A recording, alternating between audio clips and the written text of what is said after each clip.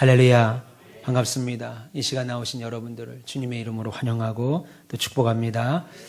날이 많이 좋아진 것 같아요. 좋은 날씨인 것 같습니다. 1부 예배 때 성도들이 나오신 분들이 많아서 2부 예배 때 좀 비겠다 했더니 좋은 날 또 좋은 자리에 가셔서 또 지금 시간 보내시고 있는 분들도 계신 것 같아요. 잠회실에 나오신 분도 환영합니다. 잘 나오셨습니다. 좋은 날 또 좋은 자리에 나와서 예배하는 여러분들에게 은혜가 있을 줄 믿습니다. 우리가 찬양을 부를 때 그리고 기도할 때 말씀을 들을 때 성령께서 여러분들을 만져주실 거라고 믿습니다. 좌우 옆에 계신 분 인사할까요? 승리하고 나오셨습니다. 함께 예배해서 참 좋습니다. 한 번 더 할까요? 순종하는 성도가 됩시다. 감사합니다. 오늘도 변함없이 이 시간 주님 앞에 모인 여러분들을 주님의 이름으로 환영하고 축복합니다. 기독교인들에게 있어서 요구되는 두 가지 큰 덕목이 있습니다. 성경이 기독교인들에게 요구하는 두 가지 큰 덕목이 있는데 그것은 바로 인내와 순종입니다. 인내와 순종. 성경이 기독교인들에게 특별히 요구하는 덕목 두 가지, 인내와 순종인데 왜 인내와 순종을 기독교인의 덕목으로 성경이 말하느냐? 그것은 인내와 순종은 인간 스스로 할 수 없는 덕목이기 때문입니다. 특별히 사람은 인내를 할 수 없습니다. 그래서 세상에서조차 인내를 인간 최고의 덕목으로 꼽고 있습니다. 자녀를 위해서 참지요. 어머니가 자녀를 위해서 인내하는 어머니의 사랑을 최고의 사랑으로 꼽습니다. 자녀가 아니면 인내할 수 없기 때문이죠. 저 어릴 때 저희 아버지가 목회하시면서 늘 기도하시고 늘 성도들을 바라보는 마음이 바다와 같았습니다. 그런데 유독 화를 참지 못할 때가 계셨어요. 왜 그러실까? 왜 아버지가 저렇게 유독 막 성격이 급해지실까? 식사를 한 끼를 굶을 때였어요.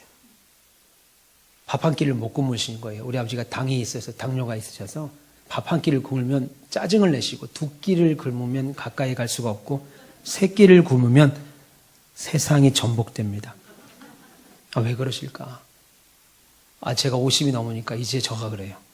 한 끼를 안 먹으면 약간 저기 하고 두 끼를 안 먹으면 저기 하고 세 끼 안 먹으면 똑같이 갑니다.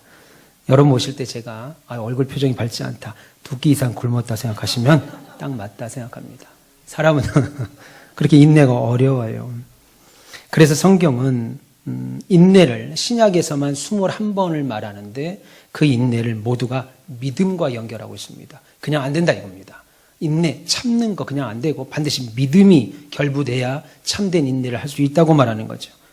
또 순종도 마찬가지입니다. 순종은 국어사전에 보니까 순순히 따른다라는 뜻입니다. 근데 이것도 인간 스스로 하기 어려운 덕목이죠. 왜냐하면 순종은 자신의 생각을 말씀대로 꺾고 따르는 건데 본능적으로 여러분의 아이들도 여러분의 배 아파 났습니다. 여러분의 전폭적인 지지. 제가 자녀를 키워보니까 부모가 손해보는 장사를 하잖아요. 자녀 키우는 것. 아닙니까? 부모가 퍼주고 손해보고 손해봐야 그 아이들이 그 정도 올라가는데 손해보는 장사를 한다고요. 여러분들이. 그럼에도 불구하고 자녀들이 여러분의 생각에 100% 따릅니까? 그렇지 않죠. 언제 알게 돼요? 자기도 손해보는 장사를 해봐야 우리 엄마가 내가 순종하지 않았구나라는 걸 알게 되죠. 그런데 이 순종이라는 단어를 성경은 구약에서만 129번을 썼습니다. 구약에서만 129번을 쓰면서 모두가 순종을 축복하고 연결하고 있습니다.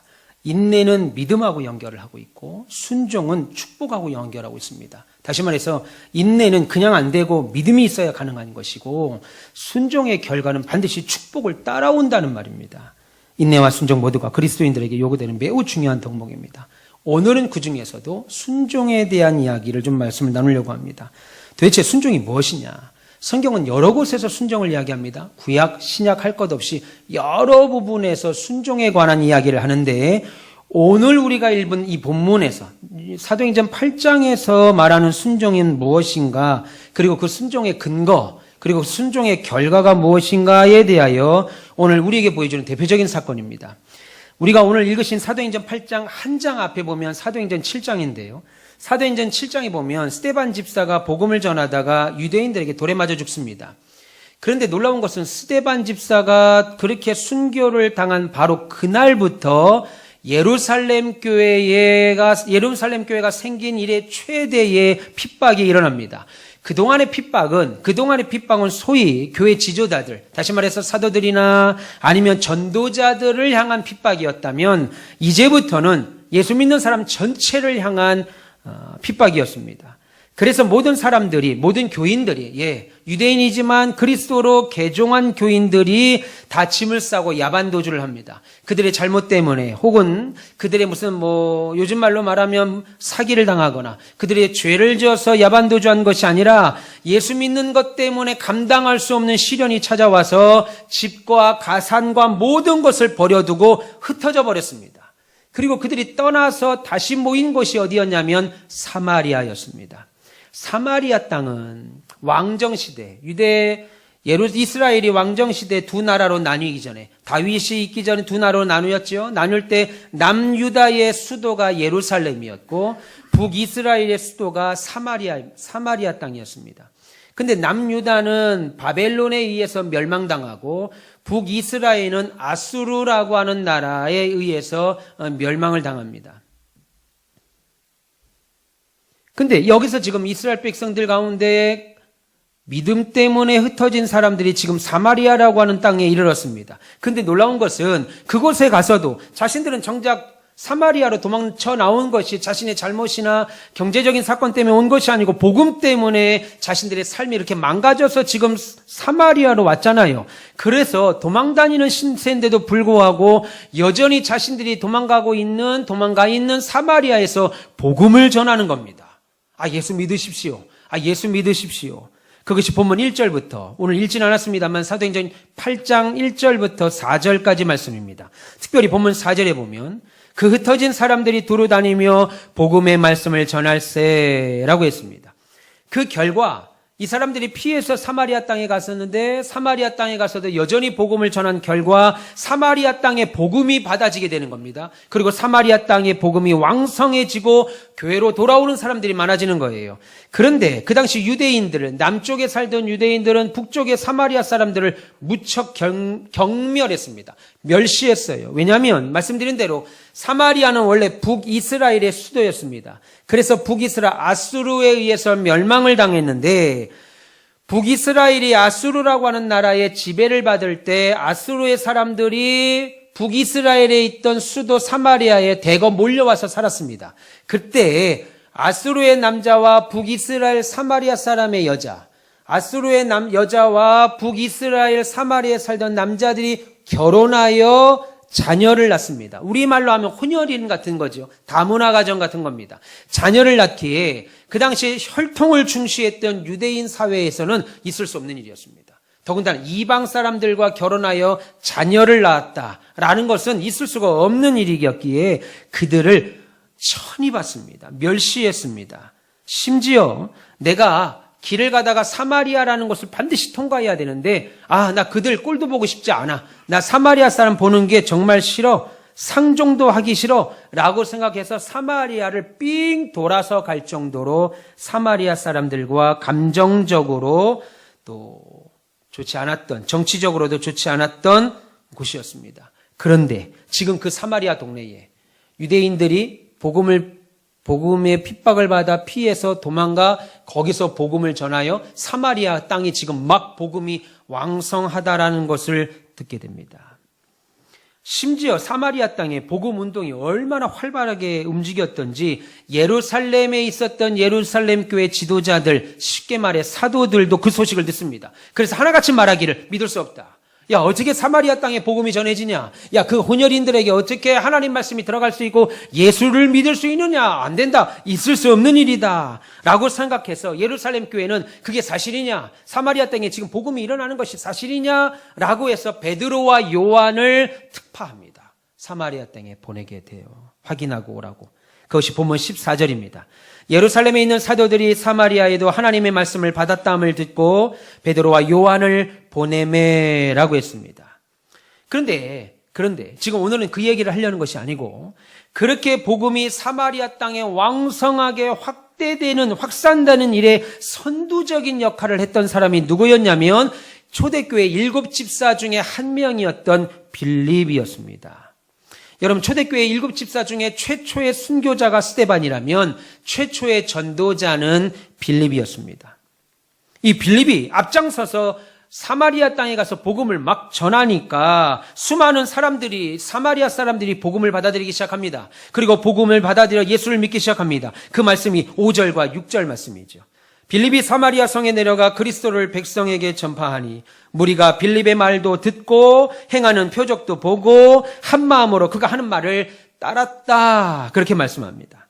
그리고 사마리아에는 복음이 들어오기 전에, 이들이 가서 복음을 전하고 빌립이 복음을 전하기 전에 그 당시 사마리아 지역에 영적으로 흐름을 잡고 있었던 악한 세력이 누구였냐면 시몬이라고 하는 마법사가 살았습니다. 무당이라고 할 수도 있겠지요. 마술사가 살고 있어서 사마리아 지역의 영권을 꽉 쥐고 있었습니다. 흑암의 세력으로 쥐고 있었는데, 그래서 그 사마리아 사람들을 노예로 막 부리는 정도로 살고 있었는데 어느 날 복음이 들어가니까 마술사 시몬이 했던 흑암 마술들이 싹 사라지고 시몬조차 빌립에게 복음의 무릎을 꿇는, 항복하는 일이 나타나는데 그것을 주도적으로 한 사람이 바로 빌립입니다. 그것이 오늘 본문 9절부터 13절까지의 내용에 기록되어 있습니다. 그런데 이렇게 사마리아에서 엄청난 사역을 감당하고 있었던 빌립에게 어느 날 청천벽력 같은 소리가 들립니다. 하나님께서 빌립에게 천사를 보냅니다.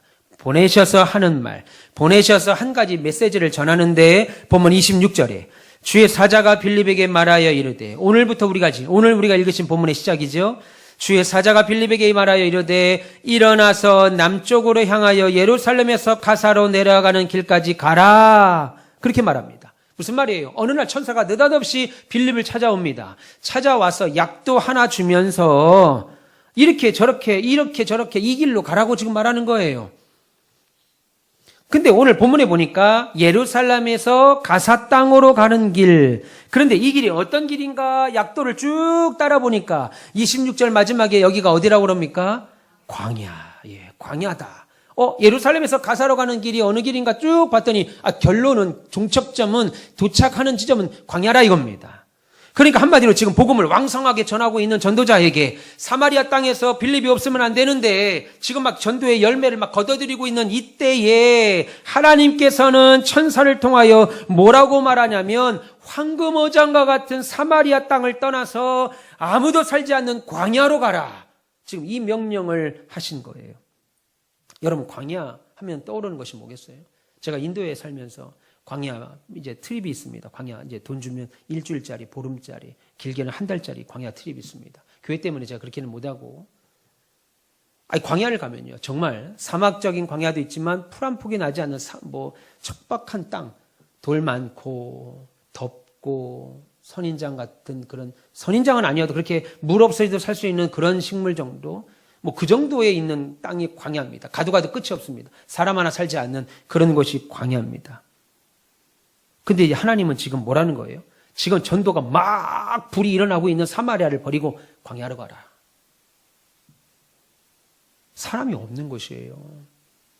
목사님이 개척을 했어요. 근데 사람이 없는 곳에 개척을 했어요. 사람마다 하나같이, 목사님 여기는 교회 자리가 아닌데 그 자리에 지금 개척한 거예요. 쉽게 말하면. 이 말씀을 빌립이 받았을 때, 지금 내가 잘하고 있는데, 열매가 많이 일어나는데, 이 말씀을 받았을 때 어떻겠습니까? 말이 안 되잖아요. 합리적이지 않습니다. 이건 이성을 가지고도 판단해도 합리적이지 않고, 전도의 효율성을 따져도 사람이 많은 곳에 가야 전도가 되지. 사람 하나 없는 짐승도 살기 척박한, 광야로 가라니요. 그동안 사역한 결과로 봐도, 이거는 너무 납득이 안 되는 거예요. 내가 이거 지금 광야 가서 이 꼴 하자고 내가 이렇게 수고했습니까? 근데 빌립은 그 말씀을 듣고 어떻게 합니까? 빌립이 하나님의 그 말씀을 듣자마자 한 반응은 바로 이것이었습니다. 본문 27절에 일어나 갔다. 그렇게 말합니다. 일어나 갔다. 여러분, 지금 빌립은 하나님께서 자기에게 하신 광야로 가라라고 하신 그 말씀이 합리적이지도 않죠. 납득도 안 되는 말입니다. 받아들일 수도 없는데 지금 뭐 한 거예요? 순종한 겁니다. 여러분, 순종은 대단히 어려운 거예요. 우리의 머리에 이해돼서 그렇게 할게요? 아닙니다. 쉽지 않아요.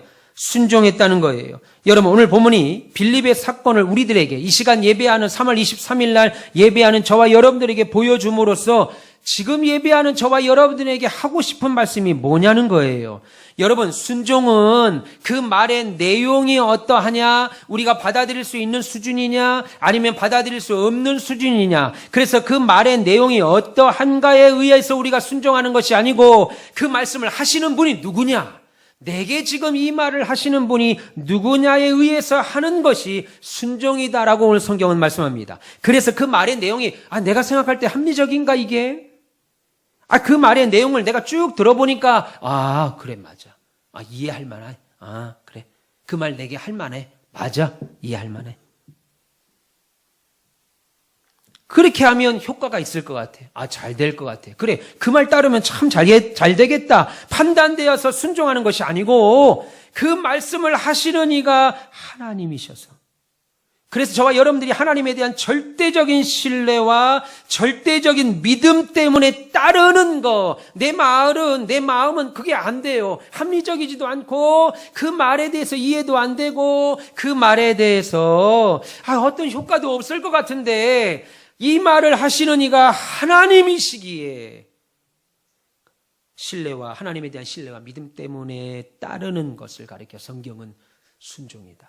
그렇게 말하는 겁니다. 이렇게 하면 어떨까요?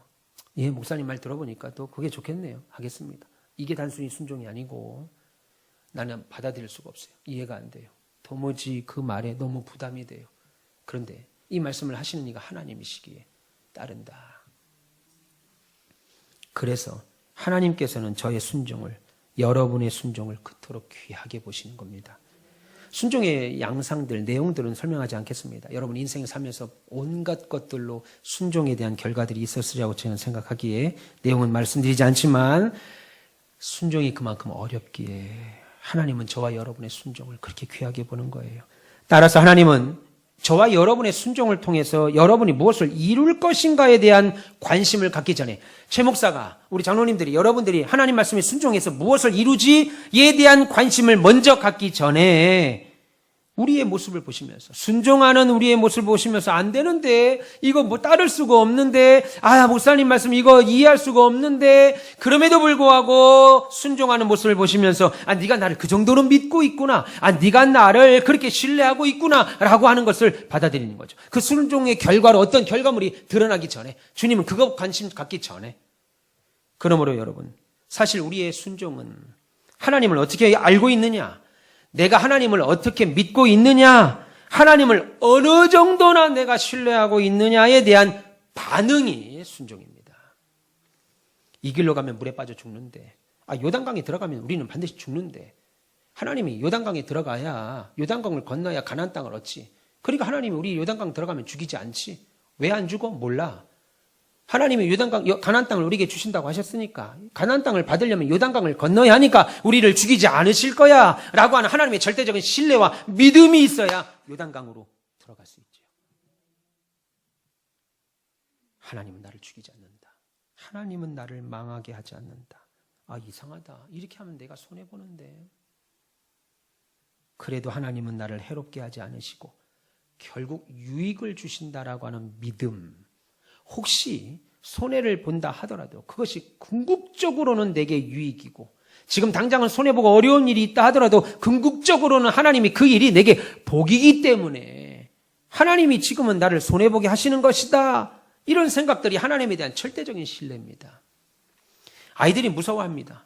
어린 아이들이, 손자 손녀들이 그럴 때 뭐라고 그래요? 괜찮아, 엄마 있어, 괜찮아, 할머니 있다. 그러면 아이들이 괜찮은 줄 알잖아요. 그래도 계속 쫓아다니면서 안 괜찮은데, 내가 볼 때 할머니는 믿을 만한 사람이 못 되는데, 엄마 아버지는 믿을 만한 자가 못 되는데, 그렇게 말 안 하잖아요. 엄마에 대한 절대적인 신뢰 때문에. 그런 말 한마디에 좋은 줄 압니다. 그러면 여러분, 순종의 결과가 무엇일까요? 오늘 우리가 읽은 본문의 내용 전부가 빌립이 사마리아를 버리고 광야에 가서 복음을 전하라, 광야로 가라 라고 하는 말도 안 되는 그 말을 순종하고 간 그 후에 일어난 일을 다 기록한 겁니다. 그러니까 이 본문 26절에 하나님의 뜻이 전달됐죠. 광야로 가라. 그리고 27절에 빌립이 그대로 갔다 하는 말이 있은 다음부터 40절까지 전부가 그래서 빌립이 순종한 후에 어떤 일이 일어났느냐, 순종의 결과 어떤 일이 나타났느냐를 말하고 있습니다. 그러니까 말씀이 전달된 것 한 절, 그 말씀을 순종한 것 한 절, 우리가 생각할 때는 말씀이 전달된 것이 한 수십 절, 내가 이래서 이런 말 한 거야. 마음 상하지 말고 들어. 내가 이래서 너한테 이러고 하라고 그런 거야. 기분 나빠하지 말고 들어. 내가 이래서 이렇게 하라고 한 거야. 우리 같으면 수십 절을 말 한마디 하려면 그냥 설명을 하고, 그리고 그 말을 들은 건 들은 겁니다. 목사님께, 하나님께 들었습니다. 성도들께 들었습니다. 그러면 그 말을 할 것인가 안 할 것인가도 또 수십 절.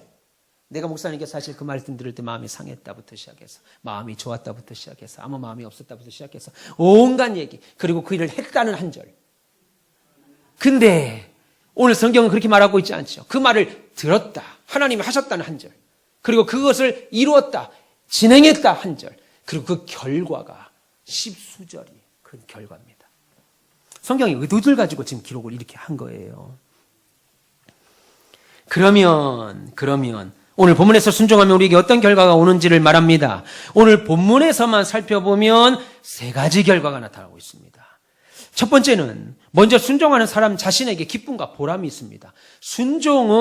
순종했더니 나만 손해야, 나만 기분 나빠, 나만 힘들어 라고 하지 아니하고 순종한 자 자신에게 기쁨이 옵니다. 빌립이 광야를 갔지요. 처음에는 아무도 사람도 안 사는 광야. 제가 광야 트립을 가보니까 정말 짐승도 하나 없어요. 있어봐야 그냥 벌레들, 전갈은 아니어도 그런 것들 종류만 있지. 제대로 된 포유류 하나도 없습니다. 그런데 사람이 있겠어요? 그냥 그 길 터벅터벅 갔을 겁니다. 근데 한참을 가는데 저 앞에 한 수레가 타고 가는 거예요. 근데 성령께서 오늘 성경에 보니까 빌립에게 가라, 그에게 가라 명령합니다. 갔더니 어떤 사람이 마차를 타고 성경을 읽고 가는 겁니다. 처음 만나서 인사하지 않았겠어요? 안녕하세요. 인사하지 않았겠습니까? 사람도 없는 광야에서 사람을 만났으니까. 하나님이 가라고 해서 갔는데 아무도 없을 줄 알았는데 사람을 보니까 얼마나 반갑겠어요. 반갑습니다. 나는 빌립이라는 사람입니다. 나는 지금 이 사마리아 땅에서 복음을 전하는 전도자입니다. 나는 장로입니다. 집사입니다. 권사입니다. 그런데 이러이러한 일로 내가 지금 광야에 왔습니다. 근데 당신을 만났습니다. 반갑습니다. 뭐 하시는 분입니까? 한국인들 특이죠. 나이가 몇 살입니까? 고향이 어디입니까? 하는 일이 뭡니까? 어디 삽니까? 안 물어봐도 되는 거를 그냥 먼저 물어봐요. 서열 정리가 돼야 되죠. 그랬더니 오늘 보면 27절에 나는 예루살렘의 그 절기를 지키고 돌아가는 사람입니다. 뭐 하는 분입니까? 그랬더니 물어보니까 이 사람이 보통 사람이 아닌 거예요. 동네 아줌마가 아닙니다. 동네 아저씨가 아닌 거예요. 그냥 우리 밑에 버스 정류장에서 아침마다 보는 출퇴근하는 그냥 동네 아줌마 아저씨가 아니라는 거예요. 누구예요? 사람 하나가 아니라 오늘 본문을 보니까 그 사람은 에디오피아 여왕의 내시, 에디오피아 나라의 2인자가 지금 거기에 있는 겁니다. 여러분, 오늘 본문에서 내시는 우리가 알고 있었던 조선시대 환관 없는 분이 아니에요. 그 내시가 아니고 조선시대에 없는 분이 아니고 있는 분입니다. 이분은 조선시대의 내시, 상선이 아니고 여기서 말하는 내시는 오늘 본문에 보니까 국고를 맡아서 관장하는 그야말로 총리였습니다. 국고, 이디오피아의 돈을 관리하는, 재정을 관리하는. 그리고 여러분, 당시 이디오피아는 지금의 이디오피아로 생각하시면 안 됩니다. 여러분, 우리나라가 1950년에 6.25 전쟁이, 한국전쟁이 일어났습니다. 한국전쟁이 일어난 그때 아프리카에서 우리에게 파병을 보내는데 그 나라가 에디오피아입니다.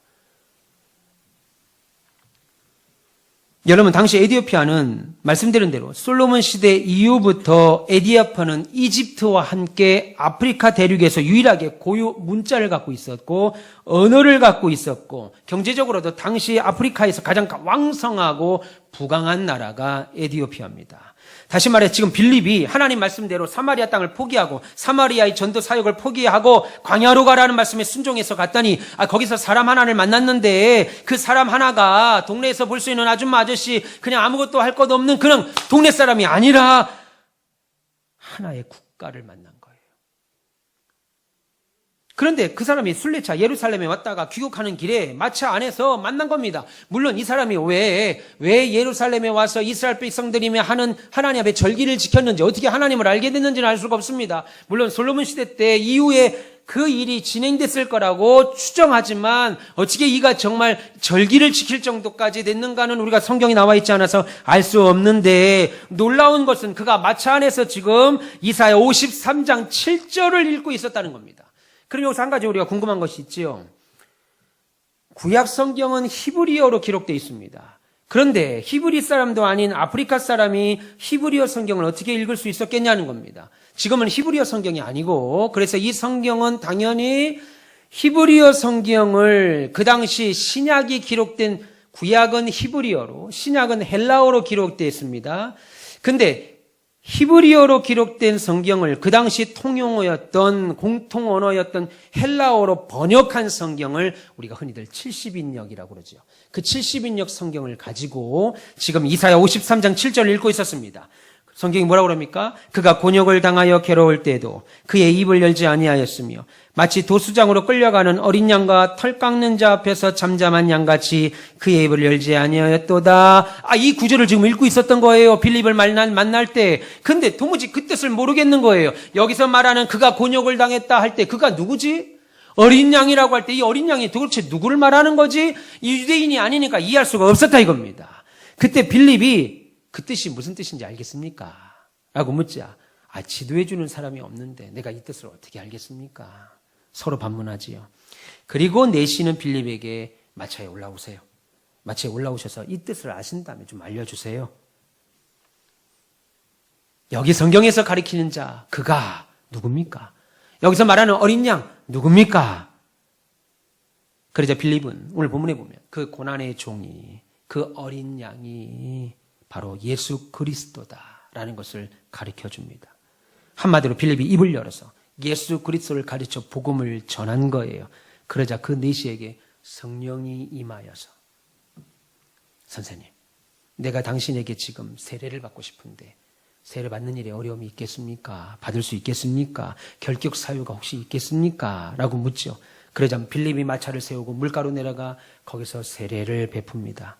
그리고 각자의 길로 성령께서 역사하셔서 빌립은 가이사랴까지, 그리고 이디오피아 내시는 자기 나라로 돌아갑니다. 그것이 본문 27절부터 38절까지의 긴 내용입니다. 그럼 여러분, 그때 빌립의 기분이 어땠을까요? 하나님께서 잘하고 있던 사마리아 땅, 복음의 사역을 왕성하게 이루고 있는 사마리아 땅을 떠나서 광야, 내 생각으로는 여기 전도는커녕 이거 사람도 안 사는 곳에 가서 무슨 뭔 전도를 하라는 거지? 이거 하나님이 이건 말도 안 되는 소리를 하시는데 나 이거 따를 수 없지 라는 자기 생각을 꺾고 내리고 순종하며 광야로 갔죠.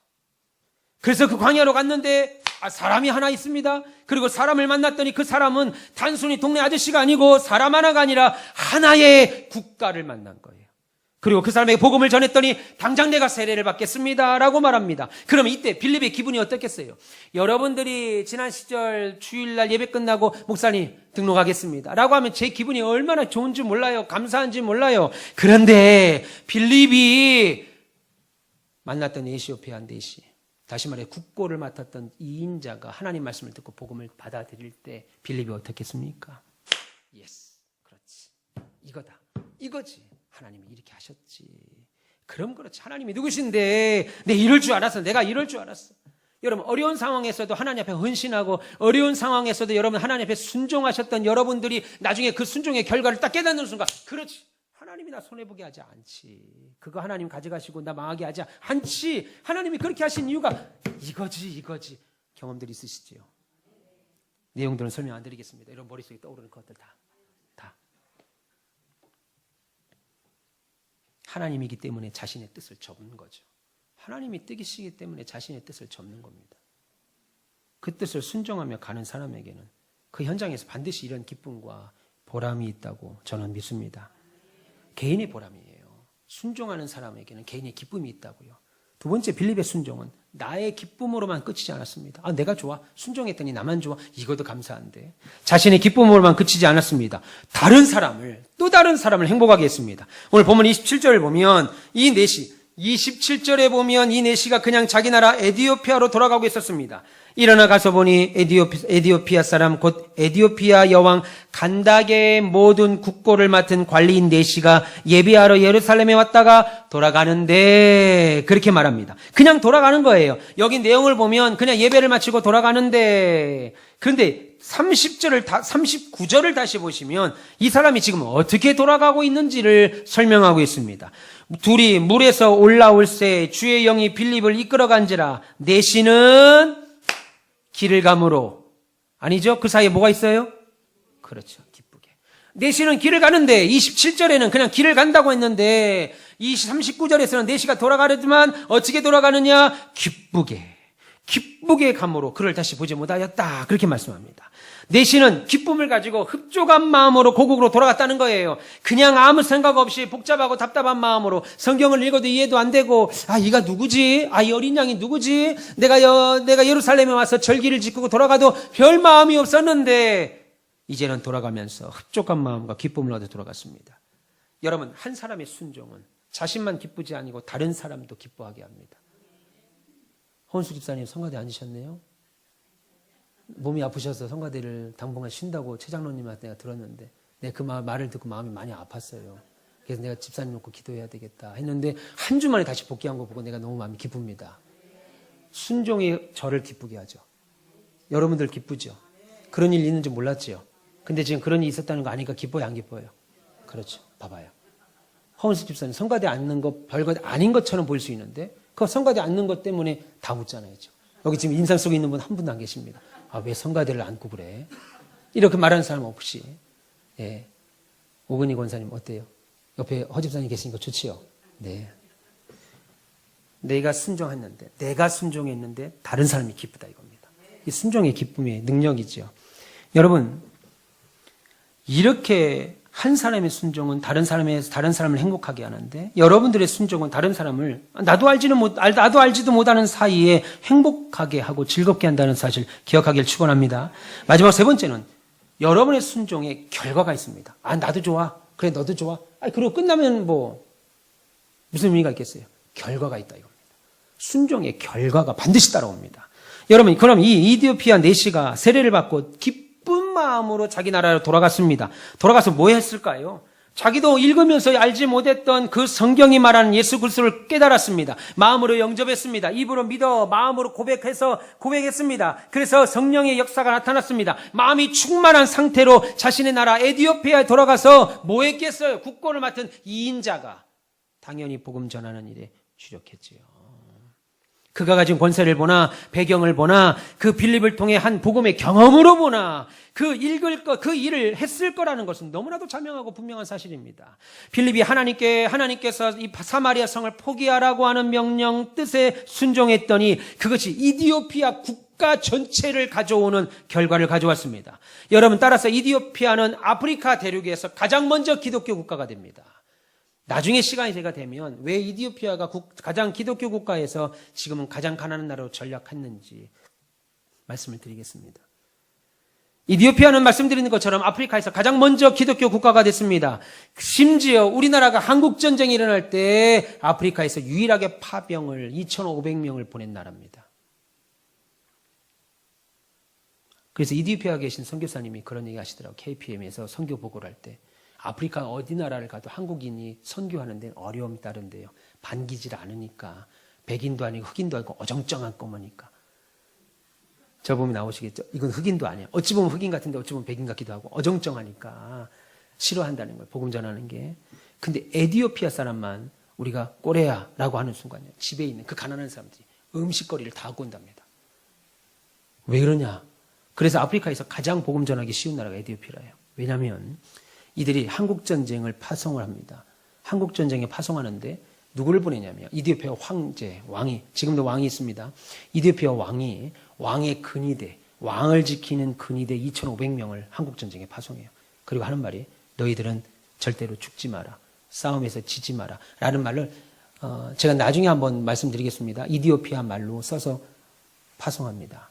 그런데요, 한국에 와서 이디오피아 군인들이 제가 정확한 횟수는 몰라서 말씀드릴 수 없는데 상당히 많은 전쟁을 하는데요. 단 한 번도 진 적이 없대요. 이디오피아 군인들이 6.25 중에 한 번도 진 적이 없습니다. 그래서 지금 이디오피아를 돕는 운동이 우리나라에서 일어나고 있죠. 예. 이디오피아 사람들이 아니었으면 알지도 못했던 말이죠. 이디오피아 그 흑인들이 아니었으면 우리나라는 어쩌면 지금 공산화됐을지도 모릅니다. 근데 그들이 와서 한 번도 그 전쟁에서 진 적이 없었다는 거예요. 여러분 생각해 보세요. 우리가 외국에 가서 전쟁을 할 때 흑인들 앞에서 그 나라가 전쟁할 때 목숨 걸고 전쟁할 수 있겠습니까? 근데 그들은 우리를 살리겠다고 목숨을 걸었어요. 그랬던 나라입니다. 결국 성령은 지금 광야에서 직선거리로 1500km나 떨어진 거리의 이디오피아를 복음화하고 아프리카의 복음화를 확산시킨 겁니다. 빌립뿐입니까? 사도 바울도 1차 전도 여행 때 큰 복음의 수확을 거둬들였습니다. 구브로를 거쳐서 안디옥까지 어마어마한 기적을 말씀을 전했습니다. 루스드로와 더베에서 막 안진뱅이 일으켰지요. 사람들의 회개 역사가 일어났습니다. 그래서 야 이거 1차 전도 여행으로 끝나면 안 되겠다. 그래서 2차, 3차 전도 여행을 계획했습니다. 2차로 가려고 그랬습니다. 그래서 이번에는 아시아로 가자. 중국으로 가자. 그리고 잠을 청합니다. 아니 꿈에 귀신이 아니고 마게도냐 사람들이 나타나서 이리로 와서 나를 도우라. 이렇게 하면 무섭네. 마게도냐 사람이 와서 우리를 도우라. 마게도냐가 어디입니까? 지금의 그리스. 다시 말해서 나는 아시아로 가고 싶었습니다.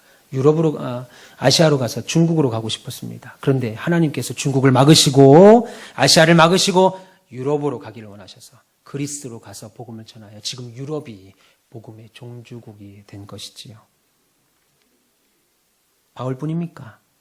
130년 전 미국과 영국과 호주와 캐나다의 젊은 의사들, 젊은 신학자들, 젊은 목사님들, 그 나이 해봐야 22, 23, 24, 25, 많아봐야 27, 30.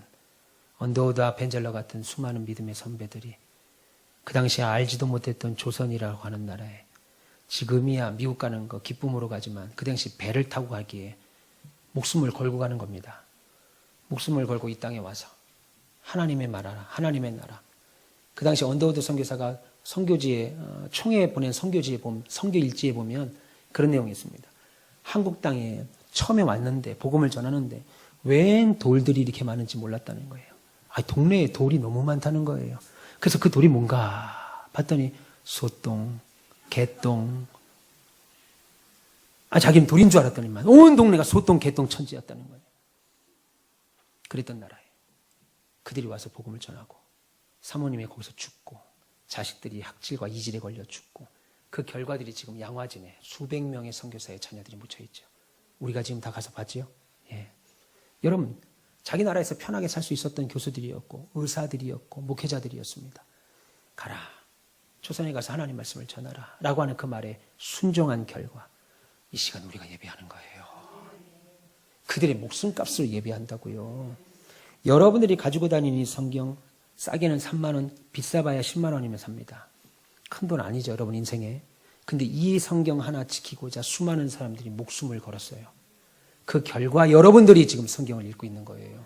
그러니까 여러분, 여러분의 신앙생활을 가벼운 것으로 보지 마세요. 별것 아닌 것으로 흔들리지 마십시오. 여러분들의 신앙생활은 누군가의 목숨 건 순종의 결과들입니다. 그뿐입니까?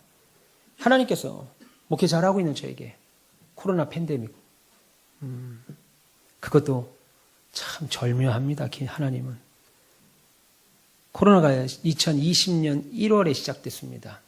WHO에서 세계보건기구에서 2020년 1월 12일인가 22일인가에 세계 대재앙으로 선포했습니다. 근데 하나님이 제게 비전을 주셨습니다. 제가 늘 200가정 500성도를 놓고 기도했고 가르치고 전파하고 치유하는 사명을 놓고 기도했지요. 그렇게 기도한 결과 하나님이 그렇게 허락을 하셨어요. 근데 그 허락한 날짜가 기막힙니다. 2020년 1월 20일 언저리에 세계보건기구에서 코로나 팬데믹이라는 대재앙으로 선포했습니다. 근데 하나님이 이 땅을 어떻게 얻게 됐는가는 차후에 시간 관계상 말씀드릴 수 없고 나중에 다 설명합니다. 하나님이 이 땅을 언제 계약을 하게 했냐면 한 달 전 2019년 12월 5일 날 계약을 하게 하셨어요. 그리고 저기 옆에 있는 양평 해장국이 있습니다. 저 옆에 간판 큰데 거기서 우리 어머니와 가족들과 함께 땅을 계약하고 주일날 땅에 기도하러 왔다가 해장국을 먹는데 텔레비전에서 코로나 확진자 2명. 아이 뭐 코로나 확진자 4명, 코로나 확진자 30명. 아이 뭔가 이게 싸해지는 거예요. 한 달도 안 돼서 땅 계약하고 한 달 만에 코로나 대재앙. 그 다음부터 공무원들이 오셔서 예배드리면 안 됩니다. 기도 모이면 안 됩니다.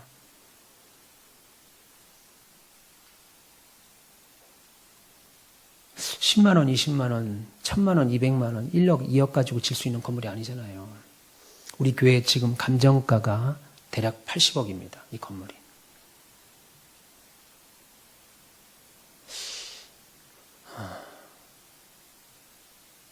감당이 안 됐어요. 코로나가 땅 터졌는데 누가 너 돕는 사람도 없고 돈을 주는 사람도 없고 열심히 예수 믿었던 같이 신앙생활했던 안수 집사들이 느닷없이 교회 안 나온다고. 이유도 없어요. 그냥 안 나온대요. 권사님들이 마음이 상해서 교회 안 나온대요.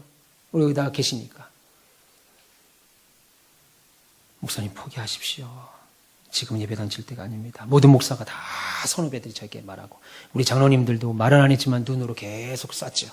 그만해라, 그만해라. 미친 짓이다, 미친 짓이다. 계약금 걸은 거 수억 다 띄어도 괜찮으니까 미친 짓이다, 그만해라. 누구 죽이려고 저러고 있냐. 우리 어머니까지. 그냥 5만 원, 10만 원이 넘어지는 게 아닙니다. 예. 황지사님, 나 어떻게 해야 돼, 이럴 때. 와. 기사는 기도했지 않아. 이거 내 욕심입니까? 이거 예배당 지려는 거 내 욕심인가요? 아니면 이거 아니 뭐지? 하나님이 야, 최 목사야, 안 돼. 지금 예배당 지면 안 돼. 한 달 뒤에 내가 코로나 풀을 거야. 한 달 뒤에 코로나 세상에 창궐한다. 하면 안 돼. 아니 말이라도 해주시지. 딱 한 달 전에 계약하게 해놓고 이제 와서 아니 코로나로 예배당은커녕 예배도 못 모이고 있는 교인들도 다 저 싫다고 나가고 막. 그때 배주영 집사님 있어서 내가 힘이 났을 텐데. 감당이 안 됐어요. 기도했습니다. 이 땅에 와서 하루에 5번씩, 6번씩, 새벽 2시, 3시, 4시에도 늘 와서 기도했어요. 어떻게 해야 됩니까? 하나님 답이 없어요. 제 기회도 되고 해라 마라. 답이 없어요. 하나님이 하시라고 하는 줄 믿고, 예, 하나님 순종합니다. 그 결과 지금 여러분들 이 자리에 예배드리고 있어요. 그 과정은 뭐 이루 말할 수가 없습니다. 그래서 순종은 그리스도인에게서, 순종이라는 것은 신자들에게 있어서, 예수 믿는 그리스도인들에게 있어서 하나님을 절대적으로 신뢰하고 있다고 하는 증거입니다. 내가 순종할 수 있다? 하나님 믿지 않으면 못하는 거예요. 그래서 하나님은 순종하는 사람을 그렇게 귀하게 여기시고, 심지어 뭐라고 그래요? 순종이 제사보다, 하나님이 출애굽하는 이스라엘 백성들에게 가장 먼저 가르쳐주는 것이 5가지 제사였습니다. 너희들 들어가면 이렇게 해라. 왜? 제사 드리는 것을 하나님을 잊지 않게 하기 위하여 제사를 먼저 가르쳤어요. 그런데 성경이 뭐라고 그러냐면 순종하는 것이 그 제사 지내는 것보다 훨씬 낫다고 말합니다. 그리고 말을 듣는 것이 수양의 기름보다 더 귀하다. 그럼 여러분, 그렇게 살면 지금은 바보처럼 인생을 사는 것 같아요. 남들보다 센스 없어 보입니다. 예배당 지낸다고 했더니 우리 선후배 목사님들이, 동료 목사들이 하나같이 미쳤다. 최 목사가 미쳤다. 기도하더니 새벽에도 낮에도 밤에도, 제가 그때는 하루에 3번씩 시간을 정해서 기도했습니다. 미쳤다. 돈 굴릴 길이 있는데 답답해 보이죠. 하나님 말씀 순종하면 주일날도 샷다 열고 이래야 되는데, 그럼 돈을 더 많이 벌 수 있는데. 근데 결국 하나님의 인도로 우리는 누구보다, 순종하는 자는 누구보다 먼저 결승점까지 가게 되어 있습니다. 하나님의 사람이 되기 위해서는 여러분 먼저 하나님 말씀에 순종하고 연합하는 법을 배워야 돼요. 하나님의 은혜와 섭리가 그래야 나타납니다. 쉽지 않아요. 쉽지 않습니다. 예, 쉽지 않아요. 순종하는 거 즐거워서 순종하는 사람 한 명도 없을 겁니다. 순종하십시오라고 말하면 기쁨으로 순종하는 사람 한 명도 없어요. 제가 여지껏 살면서 볼 때 저는 목사가 되고 싶지 않았습니다. 제 꿈은 육사 가는 거였어요. 육사 가서 군인 되고 별 다는 게 제 꿈이었습니다. 네. 저는 그래서 제가 육사가 돼서 여기 별 달고 나중에 별 5개 달고, 그게 하는 게 제 꿈이었다고요. 난 여기서 지금 말씀 전할 거는 생각도 못했어요.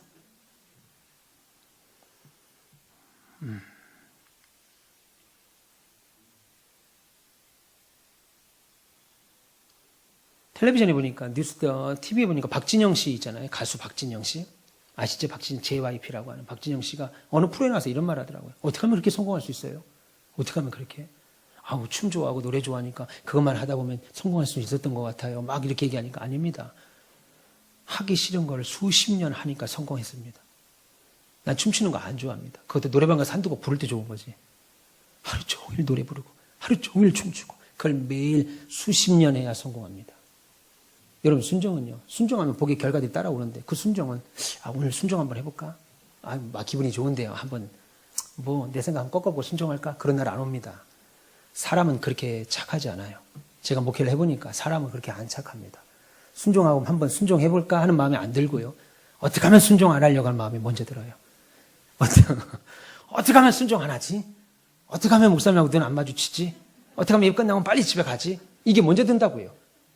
근데 순종해야 되겠다는 마음이 드는 순간 하나님의 복의 역사가 일어납니다. 하기 싫은 것도 해야, 하기 싫은 거를 그렇게 수십 년 해야 성공한다고. 그 사람 보세요. 노래하는 거 우리가 볼 때는 그게 천직이고 그게 얼마나 즐거울 것 같은데 그게 싫다는 거예요. 매일 하는 게. 순종도 마찬가지입니다. 어린아이가 어머니의 인도를 받고 순종하고 따르며 안전하게 가죠. 제가 어릴 때 아버지가 노란색으로 된 세발 자전거를 사주셨어요. 앞에 바퀴 하나, 뒤에 바퀴 2개 돼 있는 거 있잖아요. 애기들 타는 거. 이렇게 앉아서 발 앞으로 굴리는 거 있잖아요. 그때 제가 5살, 4살 이때였을 겁니다. 와, 거기 시장통을 얼마나 잘 돌아다니는지 제가. 내가 자전거에 탁월한 재질이 있다. 이거 진짜 내가 자전거가 이거 내 천직이다. 그 어릴 때에도 정말 제가 자전거를 잘 탔습니다. 광명시 일대를 다 뺄뺄뺄 돌아다닐 정도로 잘 탔어요. 그리고 나서 제가 우리 두 아들들 어릴 때 자전거, 세발 자전거를 사주려고 알았어요. 내가 자전거를 잘 타는 게 아니고 그 자전거에 끈을 묶어서 아버지가 끌고 다녔었던 거예요. 나는 그때 모르고 내 자전거 내가 잘 끌어서 지금 이 골목길 막 물창길도 피해 다니고 잘 다니는 줄 알았어요. 그게 아니고 내 아버지가 내가 어느 새 보니까 내 아들 자전거에 끈을 딱 묶어가지고 제가 끌고 다니더라고요. 우리 아들들은 또 지가 잘 타는 줄 알겠지요. 그럼 우리 아들들도 결혼해서 자식 낳아서 또 세발 자전거 앉혀놓고 끈을 끌고 달릴 때 내가 그때 자전거 잘 탄 게 아니었구나. 우리 아버지가 나를 잡아당겼구나. 어린아이는 순종하니까 안전하죠. 그런데 우리들은 순종 안 하니까 문제가 생깁니다. 여러분, 하나님은 오늘도 똑같이 역사하십니다. 하나님의 일은 오늘도 하나님의 뜻을 민감하게 알아 순종하는 사람들을 통해서 이루세요. 안 하려고 하고 순종 안 하려고 하고 안 들으려고 하고 됐어요 목사님, 싫어요 목사님, 이런 사람을 통해서 순종의 역사를 이뤄가지 아니하고 오늘도 피곤하나 비록 따르던 기드온의 300의 용사와 같은 자들을 통해서 성경 보세요. 기드온의 300의 용사가 늘 좋아서 따라다니는 게 아니고 비록 피곤하나 따르던 자였습니다. 그런 사람들을 통해서 12만 8천의 아람 나라 군대를 이길 수 있었던 겁니다. 사랑하는 우리 가온빛의 별님 여러분, 순종은 내가 먼저 행복합니다. 그리고 다른 사람들을 기쁘게 합니다. 그리고 하나님의 놀라운 축복의 결과들이 나타납니다. 그러면 여러분들이 제게 하나 질문을 하시겠지요. 하실 거라고 생각하고 그 질문을 내가 먼저 기록해 왔습니다. 그럼 목사님, 내가 하나님 말씀에 순종할게. 예, 하겠습니다. 순종하고 싶습니다. 순종 안 하고 싶은 사람이 어디 있겠어요. 그런데 문제가 있어요. 내가 순종하려고 할 때 그것은 하나님께서 최 목사야 귀에다 대고 요건 내 뜻이야. 그건 내 뜻 아니야. 이건 내 뜻이야. 그래서 내가 어느 때는 내가 기분 좋은 일이 있는데도 사무엘이 이새의 아들들을 갈 때 왕을 세우려고 할 때 사무엘은 좋았는데 아니야. 나중에 다윗을 보고 이거 내 뜻이다. 이렇게 귀에다 대고 좀 말해주면 좋을 만한데 한데 그렇게 안 하신다는 거예요. 제가 예배당 질 때 단 한 번도 하나님이 제 귀에다 대고 최 목사야 좀 있으면 설계사 만난다. 조금 있으면 건축가 만난다. 조금 있으면 돈 생긴다. 조금 있으면 우리 이태랑 장로님 박명인 권사님 만난다. 말 안 하셨다고 한 번도. 말 안 하셨어요. 안 하시고 저로 하여금 막 그냥 감당을 하게 만드셨어요. 그냥 막 그냥 만드셨다고요. 그래도 기도하고 막 눈물 뿌리고 막 순종하기 싫은 걸 막 억지로 순종하고 가는 그 길에 만나게 하시고 돈도 해결하게 하시고 여러분들도 만나게 된 거예요. 그래서 그것이 내가 듣기에 말이 되든 안 되든 내가 이해가 되든 안 되든 어떤 말이라도 해주시면 좋은데 하나님이 아무 말씀 안 하신다는 거예요. 말하면 내가 순종하겠는데 내가 순종하기 어려우면 또 참고라도 해볼만 한데 말 안 해요. 그럼에도 내가 어떻게 해든지 하나님의 뜻에 순종하는 삶을 살아야 되겠다. 내가 어떻게 해서든 하나님의 뜻에 순종하는 삶을 살아야 되겠다. 그런 중심과 그런 원리를 가지고 살면서 이렇게 하는 것이 하나님의 뜻인가 보다. 그러면 그 뜻에 순종해야지 하고 그리로 갔더니 아닌 거예요. 어느 때는. 이게 하나님의 뜻인 줄 알고 열심히 해봤더니 어느 때는 아닌 거예요. 그래서 낭패를 당하고 실패하고 망한 거예요. 이상하다. 이게 하나님의 뜻인 줄 알고 와봤더니 아니었네. 그리고 또 다른 데로 가는 겁니다. 근데 거기 또 아닌 거예요. 어느 때는. 그래서 이리 헤매고 저리 부딪히고 이리 부딪히고 저리 헤맵니다. 그럴 때 어떻게 해야 되냐 이겁니다. 하나님이 알려주면 쉽게 갈 텐데 알려주지 않아서 여기 부딪히고 저기 부딪힙니다. 여러분들이 계속 하나님의 뜻을, 그것은 여러분들이 계속 하나님의 뜻을 내가 순종하며 살아야 되겠다라고, 그렇게 하나님의 뜻을 순종하는 인생을 내가 살아야 되겠다라고 하는 믿음을 가지고 순종할 때 계속 여기 부딪히고 저기 부딪히고 실패할 때가 있습니다. 저도 그랬어요. 그런데 기억하실 것은 그 모습 그 자체가 이미 하나님의 뜻입니다. 그 모습 자체가 하나님은 그거 보고 싶은 거예요. 그거 이해되면 하겠습니다. 이거 아니고 하나님은 결과 보여주면 내가 순종하겠습니다. 이거 아니고 하나님의 뜻이 무엇인지 제대로 알려주지도 않았는데 나는 하나님의 뜻을 순종하며 살랍니다 라는 마음과 심정으로 갈 때마다 부딪히고 또 부딪히고 안 되고 또 낙심할 때도 하나님은 그 모습을 우리에게 보고 싶은 거예요. 근데 사람은 결과 보고 가죠. 여러분, 하나님은 그거 보고 싶은 거예요. 그러면 또 묻겠죠. 하나님이 심술쟁입니까? 아니죠. 우리 한 사람이 하나님 백성으로 어느 경우든지 하나님의 뜻에 순종하며 그렇게 인생을 살려는 고민을 가지고, 그리고 그 원리를 가지고 막 인생에서 신앙생활에서 시험도 들고 막 몸부림치고 고민하고 애쓰고 그럼에도 한 발 옮기며 가는 것을 하나님이 우리를 통해서 보고 싶으신 거라는 거예요. 그게 신자입니다. 그게 하나님의 뜻이에요. 그러면 또 묻겠죠, 목사님. 그러면 내 인생은 평생 그렇게 고민만 하다가 평생을 그렇게 헤매기만 하다가 죽고 맙니까? 망하는 거 아닙니까? 그렇지 않습니다. 그런 원리를 가지고 헤매는 삶을 사는 사람은 반드시 경험하게 되는 것이 하나 있습니다. 부딪히더라도 망하더라도 실패하더라도 내가 하나님의 뜻에 순종하리라, 하나님을 믿고 가리라라고 하는 신앙의 원리로 인생을 사는 사람들에게는 반드시 경험하는 것이 하나 있는데, 헤매는 과정에서 그것이 뭐냐면 헤매는 과정에서 하나님 중심으로 살려고 몸부림칠 때 그때 거기 계시는 하나님을 체험으로 만나게 돼요. 욥비의 고백처럼 예전에는 내 머리로 내 귀로만 들었던 하나님을 눈으로 확인하는 놀라운 역사를 확인하게 됩니다. 하나님이 살아계시구나. 그 예배당 지면서 제가 얼마나 고생을 했는지, 정말 제 생명이 한 몇십 년은 단축된 것 같아요. 너무너무 힘이 들었습니다. 그런데 결국 깨달아지는 거예요. 제가 다 졌습니다, 예배당. 그런데 제가 깨달아지는 거예요. 한 번도 제가 장로님들에게 이거 예배당 내가 졌으니까 나 은퇴할 때 그만큼 전비할금 챙겨주시오 말 안 합니다. 제가 항상 하는 말, 하나님이 하셨다. 하나님이 하셨습니다. 관공서 찾아가고 사람들 여기 있는 거 의자 색깔 나무 모든 거 다 제 사인 없으면, 제가 생각하지 않았으면 하나도 이루어진 거 없어요. 그럼에도 불구하고 하나님이 하셨다. 하나님을 확인하니까 좌충우돌 부딪힙니다. 막 부딪힙니다. 그럼에도 불구하고 하나님이 거기에 계신 하나님을 확인하게 되지요. 체험하게 됩니다. 이게 하나님의 뜻이었구나. 예배당 짓고 이진 권사님 만나는 게 하나님의 뜻이었구나. 나는 이진 권사님 몰랐잖아요. 어디 있는 산지도 몰랐죠. 우리 각자 50년 넘게 살았잖아. 하나님이 나 예배당 짓는 거 힘들었습니다. 김유희 이사님 각자 살았잖아요. 그런데 여기 와서 이렇게 만나는 거예요. 하집사님 우리 여기 와서 이렇게 만난다고요. 그렇죠? 각자 살았습니다. 각자. 하나님 우리를 여기서 살게 했습니다. 하나님의 뜻이었구나. 나는 왜 예배당 지으려고 하면서 이렇게 하십니까? 하나님 뜻 아닙니까? 아닌 거 아닙니까? 지나고 보니까 하나님의 뜻이었구나. 하나님이 그렇게 이래서 그렇게 하셨구나. 하나님을 현장에서 경험하게 됩니다. 그리고 더 중요한 것은 하나님은 그런 과정에서 우리가 알지 못하는 사이에 하나님의 손길로 우리가 가야 될 곳으로, 나는 모르고 여기저기 부딪힌 줄 알았더니 하나님이 당신의 손길로 여기저기 인도하셔서 결국 하나님의 원하시는 그 길로 한 걸음 한 걸음 옮겨가고 있었다는 것이요. 그래서 여러분, 우리의 그런 순종의 모습을 통해 교회가 세워집니다. 그리고 하나님의 나라가 확장됩니다. 그리고 여러분의 인생에 나도 알지 못하는 사이에 하나님의 일들이 이루어져 간다고요. 그래서 권사님들이, 집사님들이, 장로님들이, 신자들이, 신앙생활 오래 하신 분들이 어때요? 말수가 적어지지요. 왜 적어집니까? 예, 하나님이 하시는 거구나. 내가 한 게 하나도 없는 거예요. 간증을 하면 우리 김영숙 권사님 같은 분들이, 박장로님 같은 분들이 간증거리가 넘쳐나죠. 근데 말 한마디 하는 거 보셨어요, 저분들? 안 합니다. 왜 안 하겠어요? 하나님이 하시는 거라. 예.